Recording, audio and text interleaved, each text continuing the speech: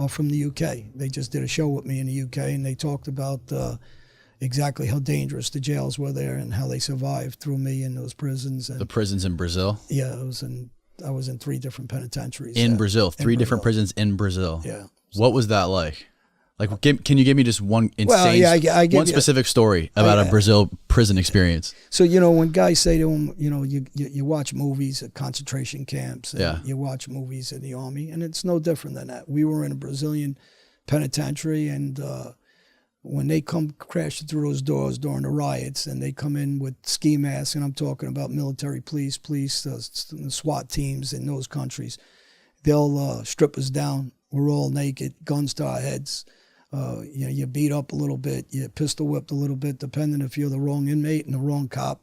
But guys are getting beat up all over. The guys are getting raped within the jails from the guards, and we're brought into some occasions we're brought into a dark, like a gymnasium, but there's no lights, and it's probably 120 degrees in there, 115 degrees. And some of these guys that were with me in the UK are starting to come out and speaking because they didn't like what Gotti tried to project about the prisons that we were in, and he tried to underplay how many killings were in these jails, and I'm talking about dozens of them. Why would he try to do that? I don't know. I guess you're going to have to ask him that if you ever do an interview with anybody. And, these things like we're doing here, they're not, you know this, obviously. You can ask any question you want. I don't prearrange them. Right. I talk just from the heart. I talk out of experience. So he's not able to do that because he lied so often. And he talks out of school, and he doesn't realize there's guys all over the world that were in those prisons with us, that we all stay in touch with each other. We just had a reunion. You were the guys you were like the feet on the ground guys. You guys were in the trenches together. Yeah, and you got guys from Turkey that were with us, Spain that were with us, Denmark that was with us, a couple Italian guys from Italy that were with us. So when someone talks like he does, and he tries to bullshit the public a little bit, these guys just came out of the woodwork, and we're looking to do some shows now on the Brazilian penitentiaries that we were in, some of the riots, some of the things that I just spoke about, the rapes, an inmate being hung and accused of committing a crime he didn't commit. So, excuse me. No, it's okay. You can, if you need to answer it, you can answer. No, I don't need. Okay. So you have guys coming out of the woodwork, and they weren't happy with some of the things that were said, and they wanted to set the record straight. At the same time, they're starting to do podcast shows about their experience in these prisons, how they survived them. How they credited me for some of the violence I committed in those prisons to save them, and some of the stabbings I did, and some of the killings they witnessed, some of the rapes they witnessed, and the conditions of rats all over the cells, and poison and mosquitoes like crazy. Some of the people they seen die because we were so below in a cage that was like, I guess, like the old days torture chambers, almost of the castles you see in the movies. You really can't understand, because these prisons, like a state senator from Brazil said he wouldn't want to spend the day there. He'd rather die first. So these are documented, well documented. The torture was well documented, and the murders after it from prisons.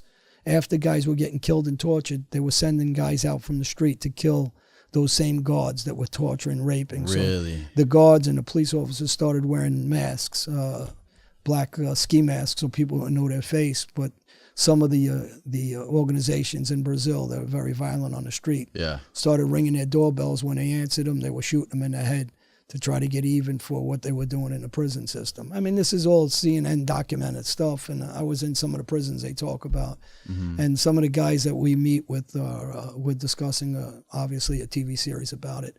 And these guys from these countries saw some of the things, obviously, were involved in what I was involved in. And I got off course when we were in those rooms. It was probably 500 guys, 600 guys in a caged-in room, nowhere to shit, nowhere to piss, and all of us as selectively would select one place in the corner, no toilet paper, no shirts, because we're naked. Yeah. And we're brought in there, like I said, like a concentration camp, and you're stepping in, walking on piss and shit, but we try to limit it to one corner, because we're there from some mornings when they do these attacks on the inmates. We're there from 6 in the morning, say, till 10 at night. There's nowhere to sit, nowhere, you're standing. And you're suffering, and guys are passing out, and guys, some guys in some occasions were dying from the air quality, couldn't breathe. And I mean, these are no secrets to the international world of what went on in some of these jails that we were in. And it's no secret because it was documented in TV shows with CNN and news, Associated Press across the world. And some of these guys got in touch with me. Thank you to Gotti. Really? I got to say thank you to Gotti for that, because they didn't know how to get in touch with me. And when we were in the media, they seen it, they reached out and got a hold of, some of them got a hold of my daughter and said, we need to speak to your father. He saved our life. Really? In prison. And she said to me, Dad, do you know who Justin is? And do you know who O is? And she started giving me names. And I said, yeah, why? And she said, I didn't know if it was real or not. They reached out to me on Facebook and said, your dad saved our life and we want to talk to him. So this is some of the guys, and we're very, we never forget each other because we went through hell with each other. And we had a certain bond, and that one of our reunions was just last week in the UK. And we discussed with a guy who was played Captain America, actually, in the UK, Fabrizio Santini. And we talked to him about maybe getting involved in a project with us and my life story and some of the things that we're thinking about doing. So, out of things that are bad, sometimes things...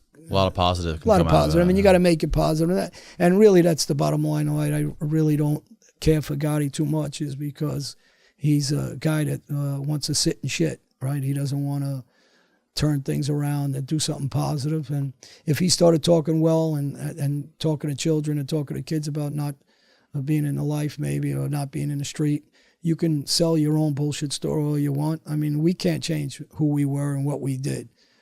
That's not going to change, obviously. So we got to live with that. But let's sell something different to the kids now. Yeah. Kids that are suffering, or, there's kids that I know, real tough street kids that talk to me, send me messages. They're involved in the street, and I try to talk them out of the street.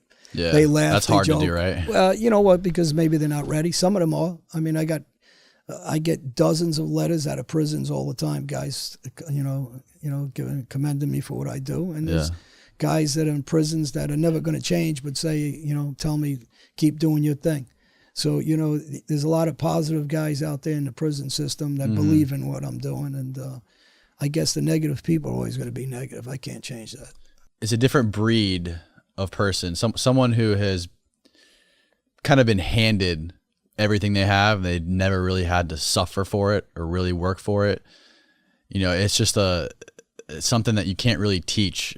They're just different. You know what I mean? They're just a different breed. When you've had to go through hell and you've had to earn everything that you have, there's a disconnect there between someone else who's just been given everything. I'm not saying that you guys he's that or you're the opposite. I know what you're saying. I'm just saying it's. Listen, I can tell you this. At my age and growing up in jails the way I did, I was a young kid the first time I went. I met some tough guys in prison. So when guys think they're tough out in the street, you can think you're tough all you want. When you get into all these prisons, there's so many tough guys in there. There's so many dangerous guys in there. There's so many killers in there.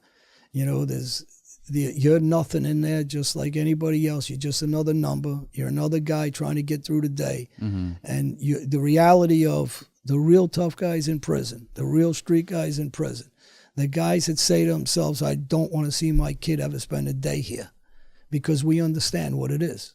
So the guys that say anything different than that, you let me know who he is. When you see some jack off on the internet and they're writing some dumb shit about the code, I'm gonna tell that fucking guy that's writing about the code. First off, you never lived the code. You don't have no idea what our life's about. Because there's definitely going to be comments on this talking shit. You always get dummies that talk shit. You can't stop that. Yeah, the cubicle life. People that hate their lives, they just want to. Well, they want 10 seconds of attention, so you can give it to them. But if they want that attention like that, well, go jump in, get to jail, and we're going to see how tough you are and see if you're talking. They're not going to do that. They don't have the nuts to do that. But what I was getting at is these inmates that are in jail, and there's thousands and thousands right across the country, every country. You're not going to find one that's going to send a message out different that to their own children. They don't want their kids living this life. So, if we could all talk to kids and guys and I'm talking about inmates that are on death row, inmates that are in supermax jails. If you ask any of them, there's none of them are going to say, oh, this is a great life. I want my kid in the street. Right. So, you know, we did what we did. They did what they did. I'm in a position whether somebody likes me or dislikes me, I can't change that. And when someone says, well, this guy hurt so many guys, oh, he's full of shit, he didn't hurt that many, I really don't give a fuck, you know. So these are guys that are, you know, bullshit bitch guys that talk like this, and, you know, they're not tough guys, they're not men. And when they're talking like this, well, I'm going to tell that same big mouth that says something different or the code, go put your fucking kid on the street. Right. If that's what you believe, tough guy, go put, but I'm going to tell you something else. Any of the real tough guys, because there's a lot on the street and in jail, they're not going to be writing on your computer about it in this show. Hell no. This is just jerk-offs that talk like that. Yeah, it's true. That's true. Yeah.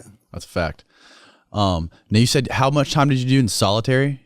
I probably did. I never counted day for day, but I've done probably about 7 years in solitary confinement. I didn't see a yard. Not continuous. That was just total. I was in and out of them, but well, I'll tell you what. I was in Brazil Penitentiary for 2.5 years. I'd seen a yard once a month, naked, in my underwear at best, no shoes, nothing, on rocks.